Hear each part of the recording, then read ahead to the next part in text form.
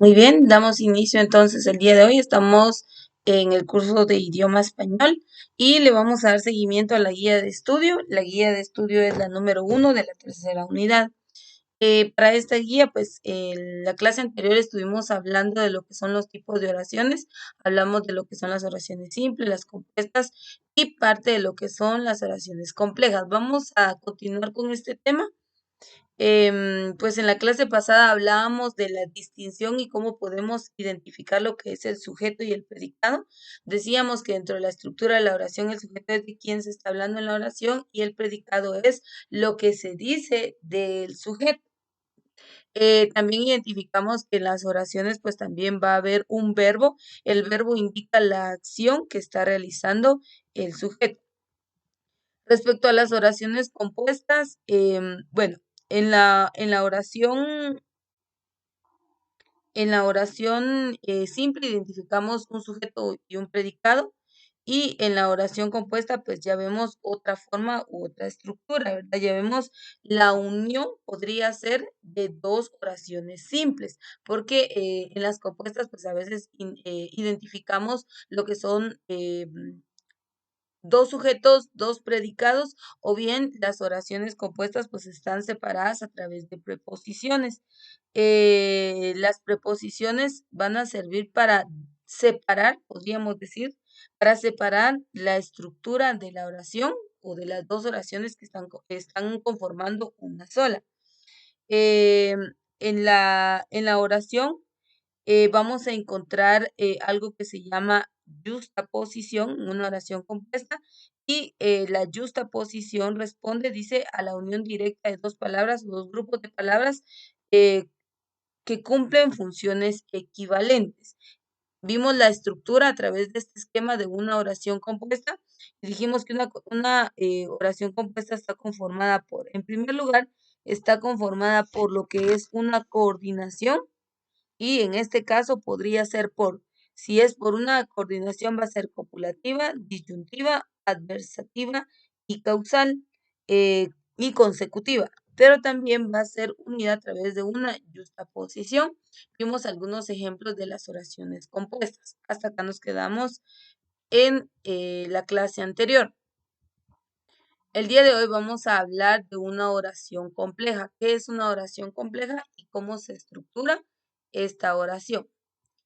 Iniciemos entonces, dice la oración compleja, dice, se forma cuando una proposición llamada proposición subordinada se incluye dentro del sujeto o del predicado de una a la que se llama proposición principal. Entonces ahí tenemos la primera proposición o el primer ejemplo de lo que es una proposición y nos dice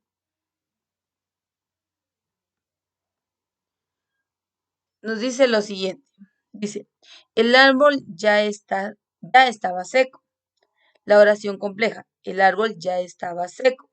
Era una amenaza. Entonces ahí ya eh, vemos, dice que la proposición principal dice que expresa la idea básica de la oración, o sea, el punto clave dentro de la oración. Inicialmente vimos una proposición subordinada, dice el árbol ya estaba seco. Ahora, en una oración compleja encontramos, bueno, el árbol ya estaba seco, era una amenaza. Ya vemos podríamos decir, dice que la proposición expresa la idea básica, es decir, entonces aquí ya vemos el complemento, el motivo, la razón, o para poder porque si decimos el árbol ya estaba seco, sí, pero ¿qué pasó con ese árbol? O simplemente, bueno, el árbol ya estaba seco, pero se queda al aire la idea principal. Entonces, en la proposición principal ya vemos la idea básica dentro de la estructura de la oración. La proposición subordinada dice completa o modifica toda la proposición principal o un elemento de ella. Entonces, recordemos que una proposición es una oración, ¿sí? Anteriormente se los explicaba en la clase anterior que una proposición, cuando utiliza aquí el término proposición, se está refiriendo a una oración. En esta oración solo vemos y dice, el árbol ya estaba seco. Sí, pero ¿qué pasó con ese árbol? Ya estaba seco. Estamos hablando del árbol. ¿Y qué decimos del árbol? Que ya estaba seco. Muy bien. Pero no me deja clara la idea que quiero dar a entender a través de esta oración. Entonces aquí vemos en una compleja, ya vemos que dice, el árbol ya estaba seco, era una amenaza. Y ahí vemos el complemento. Entonces dice, la proposición subordinada completa o modifica toda la proposición principal o un elemento de ella. ¿Sí? Completa o modifica. Esa es la característica de la proposición. Continuemos y dice, proposiciones subordinadas sustantivas. Desempeñan las funciones del sustantivo. Primero vamos a entender qué es el sustantivo. Dice, sujeto, dice, desempeña la función del sustantivo. Sujeto, núcleo del sujeto, modificador indirecto, objeto directo, objeto indirecto y atributo, entre otros. Los enlaces que las introducen son las conjunciones que y sí. Los interrogativos, el relativo que, precedido del artículo, o los relativos quién y cuándo y cuánto, cuando no los antecede un artículo. Ejemplos, y aquí está un ejemplo. Dice, de proposición subordinada, PSS significa proposición subordinada al sustantivo o sustantiva. Dice, ¿quién te dijo? ¿Quién te lo dijo? Quien te lo dijo miente. Perdón ahí por la lectura. ¿Quién te lo dijo? Miente, dice, ¿verdad?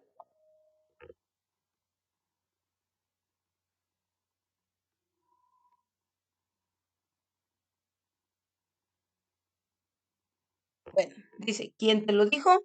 Miente. Entonces aquí vemos a la proposición subordinada sustantiva, que sería, ¿quién te lo dijo? Dice que estas desempeñan las funciones del sustantivo. ¿Quién es el sustantivo en la oración? Vamos a identificar entonces, en primer lugar, qué es un sustantivo y qué hace el sustantivo. Bueno, ahora, todos hemos identificado dentro de una oración, hemos identificado lo siguiente. En la oración nosotros podemos identificar el pronombre que es él, ella, ellos, ella, nosotros, vosotros. El pronombre también indica de quién se está hablando en la oración, ¿sí? Ese es, ahora, el sustantivo nos va a indicar lo siguiente.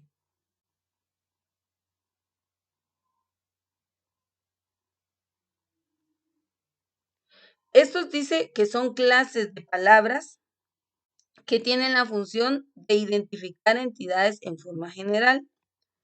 Por ejemplo, dice todas las cosas, personas, animales o lugares se distinguen con sustantivos que podrían aparecer en forma femenina o masculina o bien en forma singular o plural. Entonces, el sustantivo podríamos decir también que el sustantivo es de quién se está hablando, ¿sí? Entonces, el sustantivo puede ser el pronombre, el sustantivo puede ser de quién se está hablando, por ejemplo, lámpara, avión, pensamiento, gente, carro, flor, vaso, cama, plástico, o sea, de quién se está hablando. Entonces, el sustantivo nos permite identificar de tal modo cómo es que cómo es que está estructurada la oración y de quién se está hablando. Entonces, aquí dice que el sustantivo va que la proposición subordinada sustantiva dice desempeñan las funciones del sustantivo. Entonces, dice, acá tenemos otro ejemplo, dice, preguntó si íbamos a llegar. ¿Quién preguntó? Acá vemos una oración simple, preguntó si íbamos a llegar, pero ¿quién? Entonces aquí, si íbamos a llegar, la proposición sustantiva, el término se me va. La proposición subordinada sustantiva es si íbamos a llegar. No, ya no vemos explícito al sustantivo, no vemos explícito al pronombre, no vemos de quién se está hablando, Pero aquí vemos, preguntó, muy bien, ¿qué preguntó? Si íbamos a llegar. Entonces aquí está la proposición subordinada sustantiva. Dice, mi deseo es que duermas bien. ¿Quién dice eso? Mi deseo. Lo dice María, Marta, Juan, Pedro, mamá, papá. ¿Quién dice eso? Entonces, como aquí no vemos un sustantivo, entonces mi deseo es que duermas bien. Entonces está la proposición subordinada sustantiva. Dice, le preguntaron quién le gustaba más. Una vez más, quién le gustaba más es la proposición subordinada sustantiva. No están indicando el pronombre, no aparece explícito el sustantivo. Entonces, cuando vemos eso, vemos una oración compleja a través de la proposición subordinada sustantiva. Otro ejemplo, dice, dieron las cartas a los que las solicitaron. Una vez más, aquí no nos aparece, no nos indica de quién se está hablando específicamente, solo dice dieron las cartas a los que las solicitaron. Y así tenemos algunos otros ejemplos en donde va a ir modificando la oración a través de la proposición subordinada sustantiva. Pero hay otro tipo de proposiciones y es las subordinadas adverbiales. Ya más adelante, bueno, literal les voy a dar el concepto de qué es el sustantivo, el verbo, el adverbio. Les voy a dar todo ello para que ustedes lo puedan tener claramente, pero vamos a entenderlas de esta manera y luego vamos a tener el significado de estos términos. Y dice, las subordinadas adverbiales dice que son las proposiciones que complementan a los verbos de la oración principal de la misma forma que los adverbios. Entonces ahí vemos un nuevo término y vamos a identificar cómo es que está estructurado dentro de la oración. Y dice,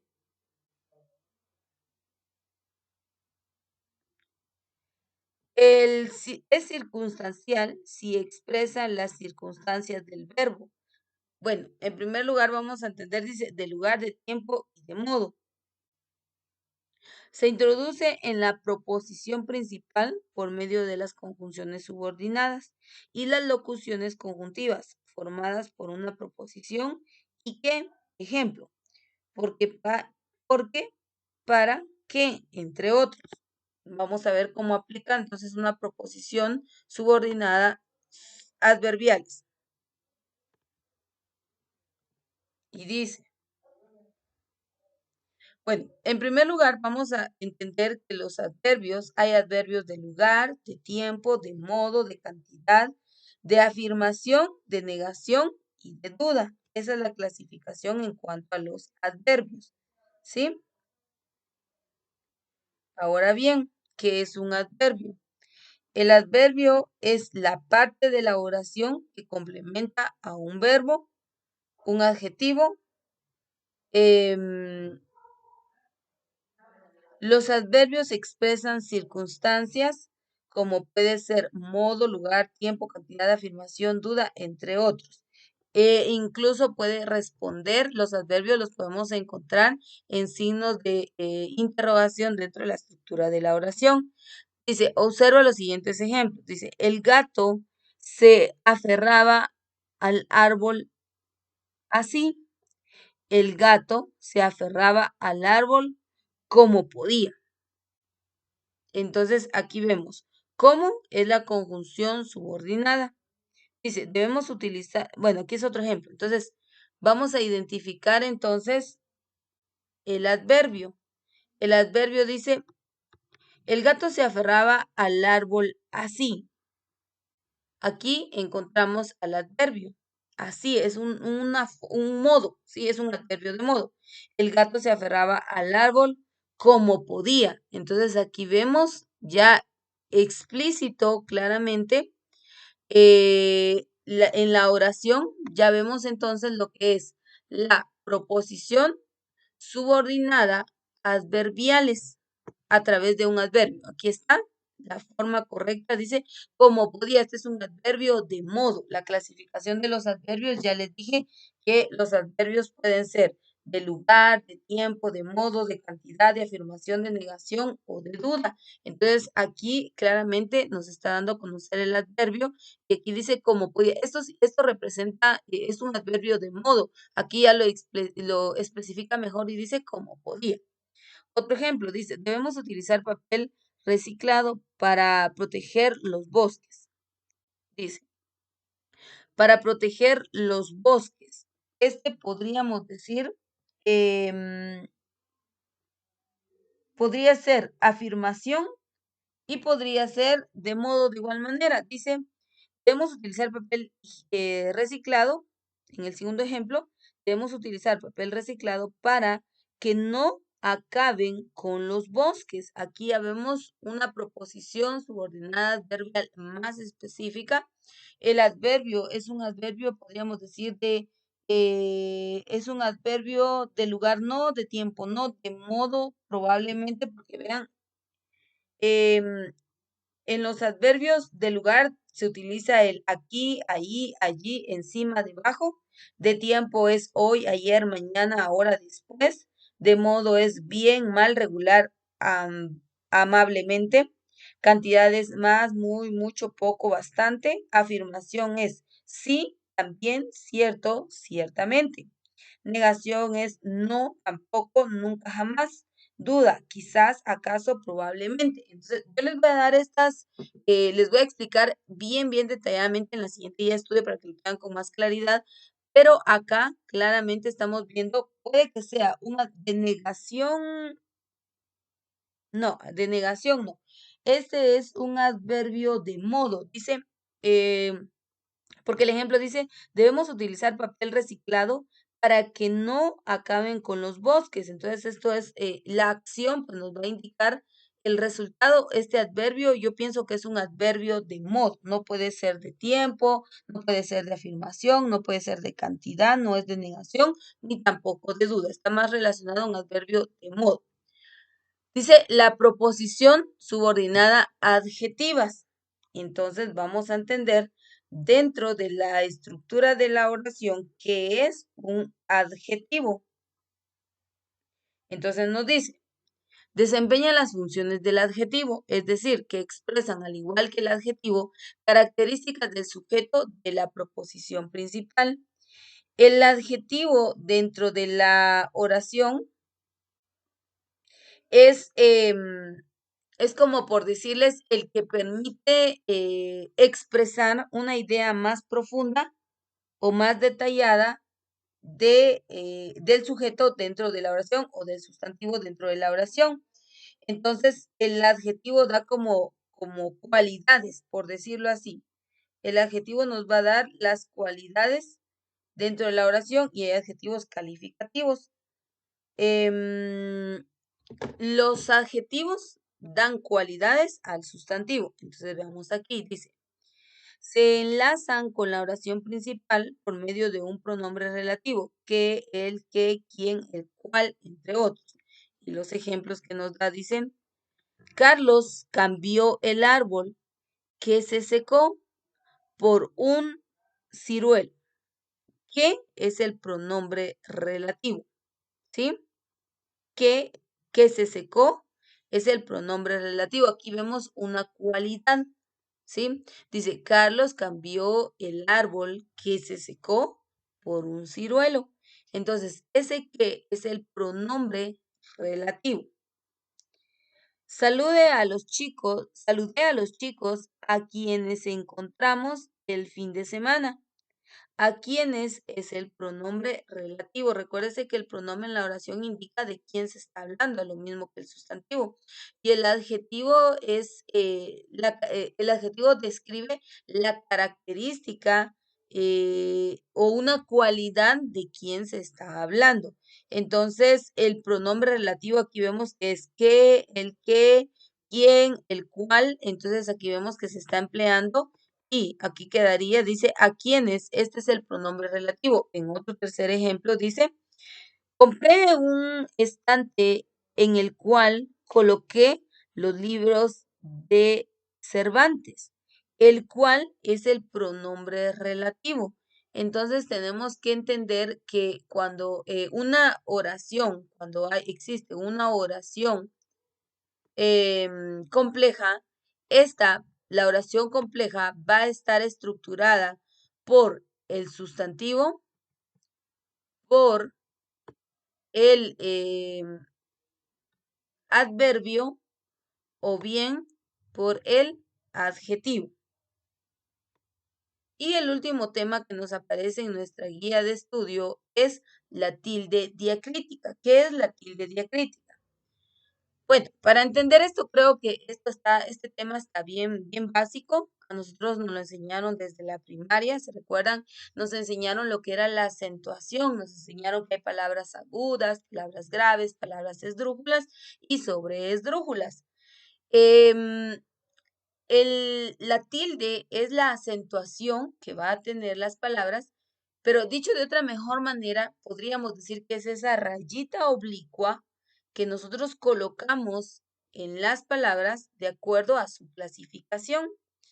Dice, existen palabras que se escriben de la misma forma, pero se expresan ideas y contextos distintos. La acentuación sirve para marcar ese cambio de significado, al igual para señalar la categoría gramatical a la que pertenece. Como yo les dije, es esa rayita oblicua que nosotros le colocamos a las palabras dependiendo su clasificación. Podemos decir que hay palabras agudas, graves, esdrújulas y sobreesdrújulas.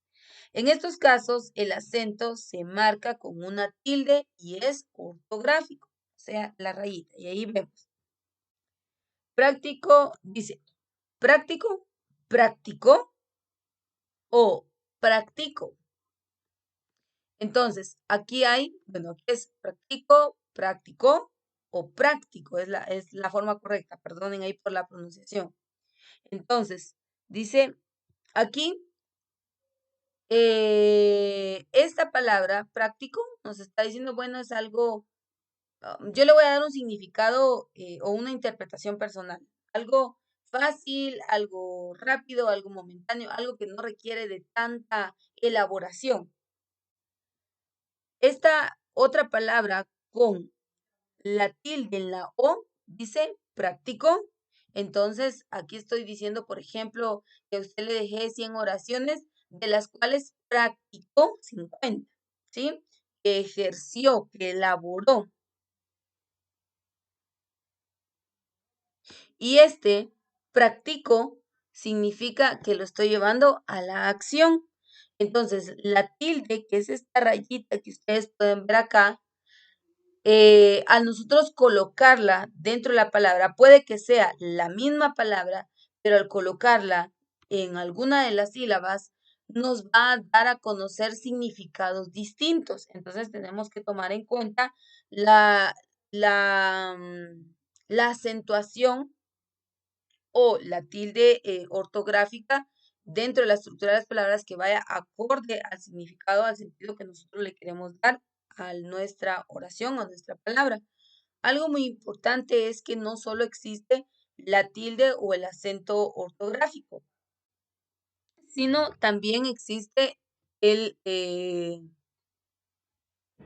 el acento prosódico, que es el que nosotros utilizamos cuando pronunciamos las palabras. Ese no tiene ninguna figura, no tiene ninguna forma dentro de la redacción, pero sí nosotros cuando hablamos lo hacemos énfasis, lo pronunciamos y por ello también existe esta forma de acentuación. Las palabras no tienen una acentuación como tilde diacrítica, no lo tiene, o el acento ortográfico no existe dentro de la oración, pero al momento de realizar la pronunciación, pues nosotros lo podemos encontrar. Esta es otra forma de acentuación. No nos está hablando ahí la guía, pero también quiero dejarles claro que también existe esa otra forma de acentuación.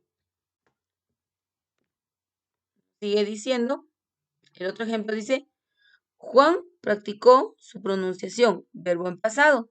Practicó, lo hizo. Yo practico el libreto todos los días, verbo en presente, lo hago ahora. Por otra parte, En el caso de los monosílabos, los cuales no llevan tilde, algunas palabras que se escriben y pronuncian igual sí llevan tilde diacrítica para identificar la categoría gramatical a la que pertenece. Entonces vamos a ir viendo más adelante la estructura de las palabras, vamos a hacer un separador de palabras que se tildan en base a la clasificación de agudas, esdrújulas, agudas, graves, esdrújulas y sobreesdrújulas para que ustedes puedan tener mejor claridad respecto a lo que es la acentuación o la tilde diacrítica. Aquí vemos en esta tabla, en estos ejemplos, vemos algunos monosílabos con tilde diacrítica. Tú, vea, dice, expresa o la definición es un pronombre personal de segunda persona del singular. Ejemplos. Tú dejaste el libro encima de la mesa. Este tú sin tilde es un adjetivo posesivo para la segunda persona del singular. Tu libro está encima de la mesa. Entonces aquí, el tú con tilde significa un pronombre. El tú sin tilde es un adjetivo posesivo. Tú, es decir, es suyo, ¿sí? Mi con tilde es un pronombre personal de primera persona del singular. Mi sin tilde es un adjetivo posesivo. De igual manera, veamos aquí dice, trajeron buenas noticias para mí. Este mi es un pronombre. Trajeron buenas noticias de mi familia.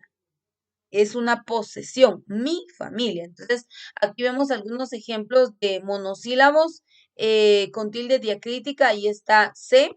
Cuando usted tilda se, es una forma de los verbos saber y ser. Dice, ella no entiende que lo sé todo. Saber o ser significa el se tildado. Sin tilde es un pronombre personal. Ella no se da cuenta de nada. Es un pronombre personal. Sí, con tilde es un pronombre personal de la tercera persona del singular, adverbio de afirmación. Y dice, pensó para sí que se iría. Sin tilde dice, es una conjunción, es un sustantivo, nombre de nota musical. Si fuera, tendría más oportunidades.